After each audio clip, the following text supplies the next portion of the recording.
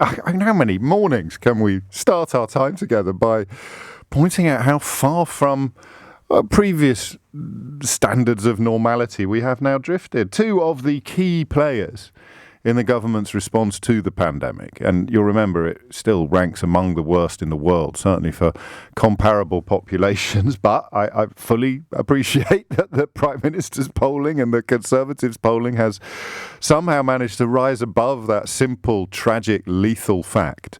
Two of the key players in this government's response to the coronavirus are now fighting like ferrets in a sack. Claim and counterclaim, accusation and denial. He said. It is breathtaking, right? It's another pinch yourself morning. It is actually incredible because, and I don't think this is deliberate for what it's worth. I'm not going down the conspiracy route on this. It occurred to me as I was sort of trying to work out what to say, and we'll have a proper look at what's going on in Select Committee at the moment, where Matt Hancock is denying everything that Dominic Cummings said in Select Committee a couple of weeks ago. I kind of started thinking of the coin toss theory. You remember? You toss a coin, you shout heads and tails, and then however it lands, you do a quick lap of honour and start high-fiving your fans. Well, in a way, I think, all right, it's a bit early for this level of self-reference, but I think if you combine the coin toss theory with the footballification theory, you end up with a fairly clear vision on what is going to happen next. And that is that, in a way, you're now being told to pick a side between Dominic Cummings and Matt Hancock. You're not being told to. That's the offer that you have, isn't it, really? Who do you believe? They are so utterly at odds, complete loggerheads, that you find yourself wondering which one you trust. Now, I would go for the evidence, which means 1-0 to Hancock at the moment, because Cummings hasn't produced the evidence that the Select Committee reportedly required him to produce, although I read that many Conservative MPs are, who know Dominic Cummings a lot better than we do, they are saying that that Dominic Cummings will wait until he's heard what Matt Hancock says before dropping further bombshells, if indeed there are further bombshells to drop. And this is one of the problems with seeing the two of them as something of a rock and a hard place. In a society, and certainly a media-led society that is utterly tribal now, what happens when your team starts biting chunks out of each other? I genuinely don't know. I do know that this is going to be the flavour of government for the next couple of years, this ever-decreasing circle as the reality of Brexit begins to bite, and the denial. I don't know if you've seen a magnificent piece in the Telegraph today saying that, listen, the European Union, we signed the deal under duress. They must have known we weren't going to stick by it. It's incredible that, right? 6 months. 6 months it's taken to go from, this is a deal of Churchillian diplomacy, the brinksmanship deployed by Boris Johnson in securing this deal is absolutely... 6 months later, listen, we only signed it because we had to, and they must have known we weren't going to abide by what we signed. 6 months it's taken to do that. But hey, there's a statue in Cambridge that you show, or Oxford, or possibly Canterbury. I don't know. Let's talk about that instead. So you've got this astonishing situation now where if you've got the Brexit scarf or the Tory scarf or the Boris Johnson scarf tied around your neck, you're now having to pick a champion from the key advisor who did more than any other to get Brexit over the line, and the sort of key turncoat, probably the most prominent former Remainer in the cabinet. It's him or Liz Truss, isn't it, really?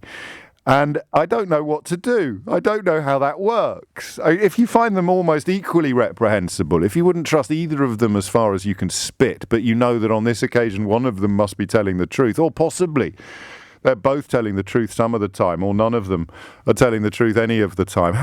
This is the complete denigration of democracy. And amazingly, I got a political prediction right yesterday. I haven't checked the Telegraph, actually, but Gove being found to have acted unlawfully hasn't made any front pages. I think Noel Gallagher's on the front page of The Sun for slagging off Prince Harry, so we can fairly conclude that he's got an album out. I don't think it made any front pages, but of course, he was found to have acted unlawfully. The Daily Mail, which is increasingly nailing its colours, I would suggest to Michael Gove's mast, reports it magnificently. Michael Gove was found to have acted unlawfully. The Daily Mail reports Cummings' chums were handed a £560,000 contract unlawfully. I know that's only the headline, and if you read a little further into it, Michael Gove's name presumably appears. Actually, shall we find out how far into it you have to go before his name appears? The government acted unlawfully, run by friends of Dominic Cummings. Victory for campaigners. Mrs. Justice O'Farrell. Cummings later sacked, taking to Twitter. That's part 3. Part 4. No. Part 5. Fair-minded and informed observer. No. Part 6. No. Part 7. At the hearing, Mr. Cummings admitted being long-term friends with the married couple running the agency. Crikey, I knew him. I used to work with one of these people. Good Lord. Delivering part 9. Searching Mr. Cummings. 10. Have they done the entire art? That's an absolute masterpiece. They've managed to report it in the Daily Mail without mentioning Michael Gove. That's just magnificent. Seriously. Why do they need to pay £560,000 on public relations or whatever it is these people do, market research, when they can just phone up the Daily Mail and say, hey, write the story about Gove being found to have acted unlawfully, will you, lads? But do us a favour, don't mention Michael Gove in the article. I must have missed it. Keith, can you just have a look at that, mate? I need 2 pairs of eyes, yeah? I must have missed it. So that's where we are now. Look, split the country down the middle, 52-48, call it what you will. It's probably more than that now, looking at the 80-seat majority. I genuinely don't know. And then split your half down the middle, half Hancock, half Cummings. I mean, what happens next? You split that down. You take the people that came out for Hancock, you split them down the middle when, I don't know, Rishi Sunak comes out and contradicts what Hancock said. And you'd think I was exaggerating right up until the point where I tell you that the Telegraph today is reporting that the deal that we signed on Christmas Eve, and which they told you was absolutely magnificently, unbelievably brilliant, was a pile of doodah that we signed, and I quote, under duress, because the alternative would have been the no deal that many people still in Parliament told you would actually be better than any deal at all. 11 minutes after 10. We need a phone in, don't we? Need to come up with a question. What do you do on a day like today when you've been given a choice between 2 of the government's most senior members, one elected, one not? Very amazing how people suddenly love unelected bureaucrats like David Frost or Dominic Cummings, when I thought the whole point of Brexit was to stop them having undue influence over British politics. But hey-ho, that ship has sailed. What do you do? Hancock versus Cummings, especially if you really don't have any form of admiration for either of them. They're both despicable in so many ways.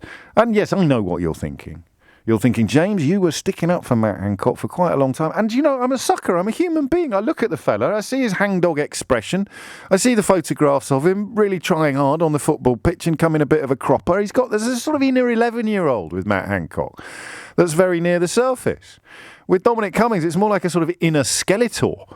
With Matt Hancock, it's an inner 10-year-old. I could imagine him in short trousers and Billy's boots. You know, I know this is pathetic, and it's not really what you expect from your gimlet-eyed correspondent. But I don't know. Maybe it's just because of the company he keeps. But I don't know. I mean, what a choice. How is it? That's the question. How has it come to this, where today you are being asked? Because there's no third way, is there? Is there? Can you rise above the fray? I don't know that you can, because what happened last year? Why so many of us died?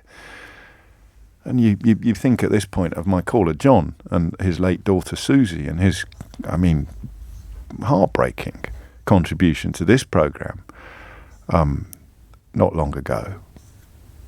You think of him and you think of his family. You think of all the tens of thousands. How many died unnecessarily, we will probably never know, but we do know whose fault it was.